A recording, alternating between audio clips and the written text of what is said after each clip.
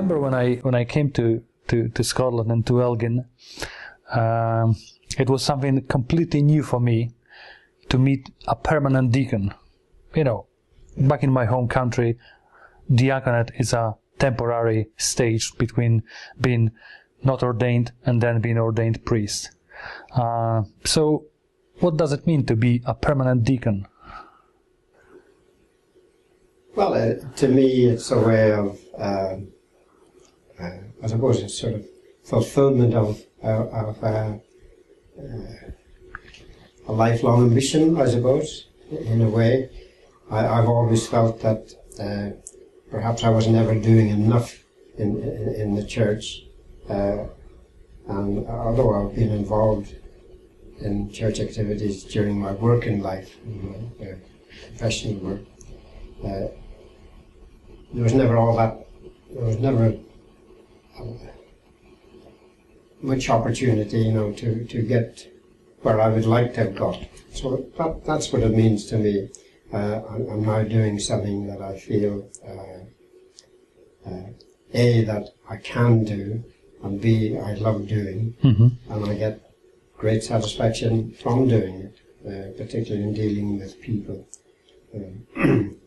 people who need my help, who need my personal attention or whatever. You know, I get great satisfaction from it because I can see they're satisfied, and that reflects back to me. You've mentioned your professional career, and actually I know from our previous conversations your life was pretty interesting. Can you tell something more about your pre-diaconate life? I started off in junior seminary, and I completed junior seminary, but I didn't continue. That was for the priesthood, but I didn't continue with that. So after leaving junior seminary, I emigrated from Ireland over here to Britain, and got various jobs while I was trying to find my feet. And it was in the time when national service was still on the go. So lo and behold, I got called up for national service in the forces. So I joined the forces for a short period of time. The contract was 2.5 years or something like that. But that was the time when there was a Great Depression and a shortage of work in Britain at that time. There was no security whatsoever, and I joined the Air Force, and they offered me quite a lot of interesting possibilities. So I got interested in that. I said, well, I might as well stay on for another while. And I finished up doing 20-odd years with the Air Force. When I came out of the Air Force, then I went into teaching, lecturing in Inverness Technical College, and then in a short period of time got transferred down to Murray College here in Elgin, and I lectured there for the rest of my working life, for about 18 years, I think, mainly in mathematics, applied mathematics and computer science.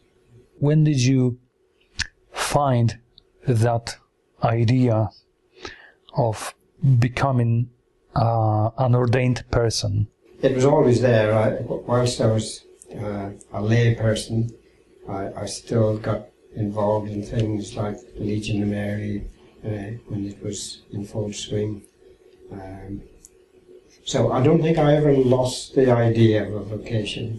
Canon Alistair, I'd been out of the college, I'd retired for about a year or so, and Canon Alistair one day said, "Well, what, you ever thought of being a deacon, Vince?"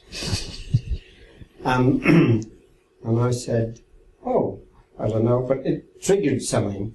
And then Eileen, who doesn't remember it either, said something similar one day. And so between the pair of them, that sort of got things going in my head again.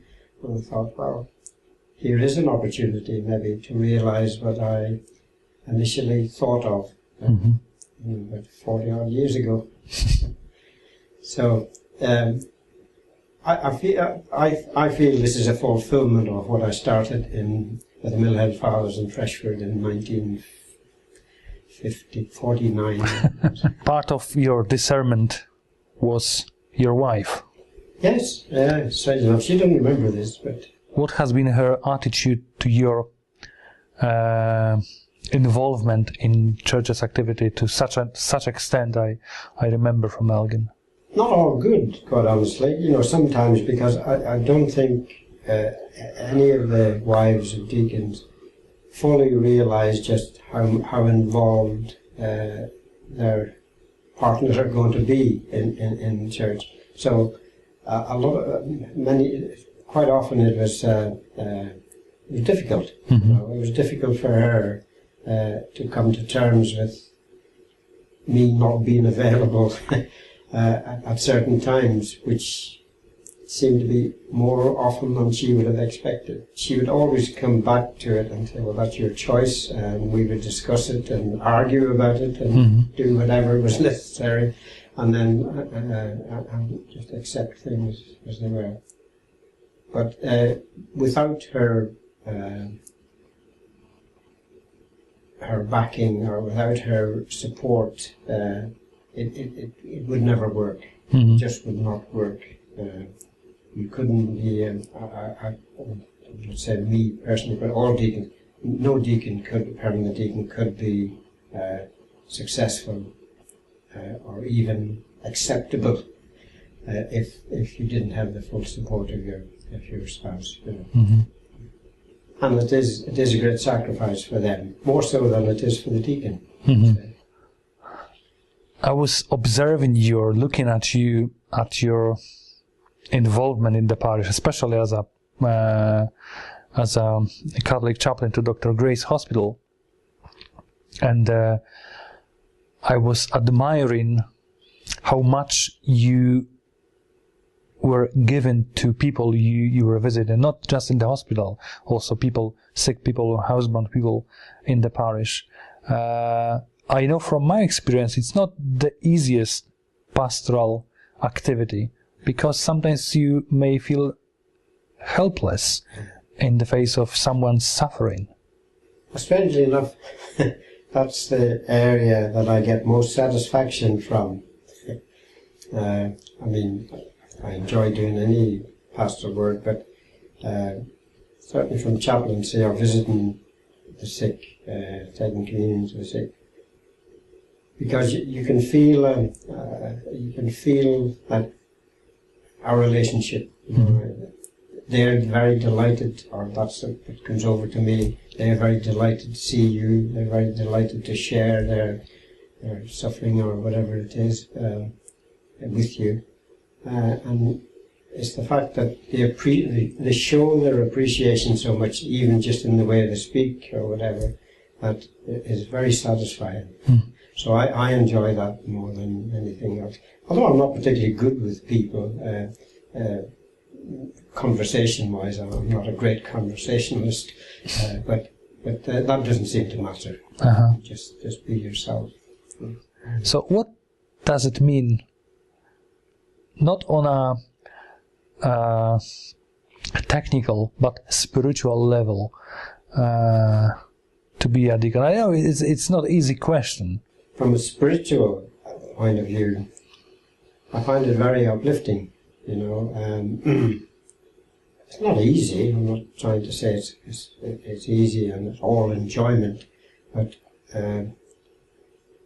I hinted at it when we spoke about visiting the sick in hospital. The satisfaction that comes back to you from the effort you make, you know, that has a spiritual significance. I find it very uplifting spiritually, and I would miss it if I. You know, I would miss it terribly if I had to give it up for whatever reason. I feel that I have moved on spiritually considerably in the last 13 years. When were you ordained? 2001. Do you remember your ordination? Yes. Can you tell me a bit about your feelings or your experience at that time? A bit overwhelming, quite honestly. But it all quite moving.